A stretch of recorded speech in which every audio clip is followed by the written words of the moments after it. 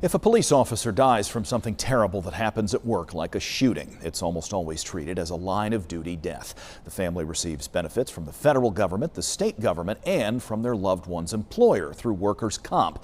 But it's a different story with COVID-19, which killed more of our nation's law enforcement than anything else last year. Tonight, in a 12 Investigates exclusive, we want to share police widow Cheryl McDonald's story and her ongoing legal battle with the city of Winston-Salem. How hard has the last year been? Oh, it's been unimaginable. Just trauma on top of trauma. Cheryl McDonald of Blues Creek lost her husband October 22nd, 2021. Sergeant Mike McDonald spent more than half his life, 25 years, with the Winston-Salem Police Department before he died at age 49. On his death certificate, COVID-19 is listed as an underlying cause. I believe he got it while he was working at the Carolina Classic Fair for the police department. And what makes you say that? A co-worker of his, a senior officer that he was directly supervised by, reported testing positive a couple of days before Mike tested positive, and Mike was in close interaction with him. She is not alone in her pain. According to the National Law Enforcement Officers Memorial Fund, 382 men and women in blue died from COVID last year alone. The virus was the leading cause of police fatalities in 2021 by far, claiming more than 3 times as many lives as firearms and traffic crashes combined. Back in May, Cheryl was able to get her husband's death designated as line of duty at the state level. An 11-page report from the North Carolina Industrial Commission concluded that Sergeant McDonald more likely than not died as a result of a COVID-19 infection that he contracted in the course and scope of his employment with the WSPD.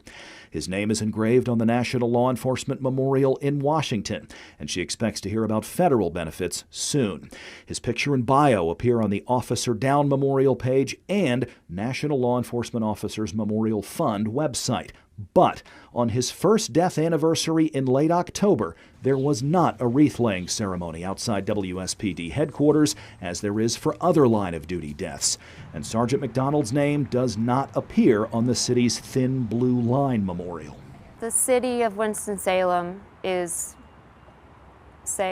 refusing to recognize him as a line-of-duty death. It's hurtful because he was a loyal city servant for 25 years. Cheryl isn't alone in this regard either. Kimberly Murray, director of North Carolina Concerns of Police Survivors, says she's aware of 2 families in our state who have received workers' comp benefits. There are 33 North Carolina COVID deaths listed on the National Officer Down Memorial page. It's an uphill battle. How do you expect someone that has lost that income to survive? All I can tell these families is, I know it's an added expense, but please get an attorney and fight. Fight for what's rightfully yours. Griff Schuler is an attorney who specializes in workers' comp cases. From a legal perspective, why is this so hard for families? You have to prove more likely than not that the worker contracted COVID while at work. And that can be very difficult to prove. Unfortunately, I think oftentimes it is a business decision. This isn't just a North Carolina problem either. Last November, the Hearst Television affiliate in Orlando reported on the challenges Florida's first responder families were having getting COVID death benefits. It's sort of the wild, wild west right now. We don't really know from one employer to the next what's going to happen. In a February letter in which their workers' comp claim was initially denied, the city of Winston-Salem argued the family could not prove he got COVID at work, and the fact that he was unvaccinated, got it, and died was not an unlooked-for or untoward event, and therefore was not an accident within the meaning of the Workers' Compensation Act. In a statement to WXII-12, Winston-Salem City Attorney says the city mourns the loss of all of its deceased employees, including those who have passed away since the onslaught of COVID-19. This particular matter is a workers' compensation case that is being handled by outside legal counsel. The city's outside legal counsel has advised the city to refrain from making public comments regarding this matter. For now, this grieving widow, who is an attorney herself, is looking ahead to a January mediation session.